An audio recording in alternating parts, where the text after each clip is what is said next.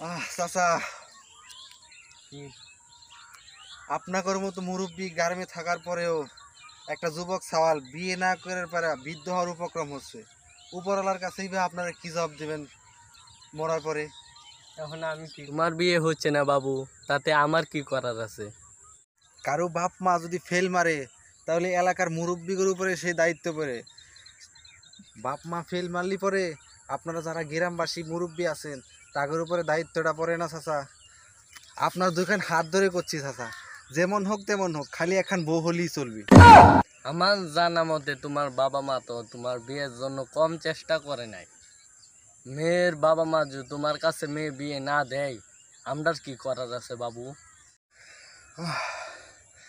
একটা কথা কিছুতেই আপনার করে বুঝাইতে পারলাম না চাচা। কাম যে করব মনে তো আনন্দ থাকা লাগবে। জোয়ান মানুষ, ঘরে বউ থাকবি, মনে আনন্দ নিয়ে কাম করব, সেই ব্যবস্থাটাই তো হলো না চাচা। চুপ কর। বিয়ে করে বউকে কি খাওয়াইবি ভাবছিস কোনোদিন? সারাটা জীবন কি এরকম অকর্মা থাকবো চাচা? বিয়ের পরে যখন গাড়ি জোয়াল উঠবি তখন এমনি সুদ হয়ে যেতাম। আপনারা খালি গাড়ি জোয়াল তোলার ব্যবস্থাটা করে দেন চাচা। চাচা, একটা ব্যবস্থা করে দেন চাচা।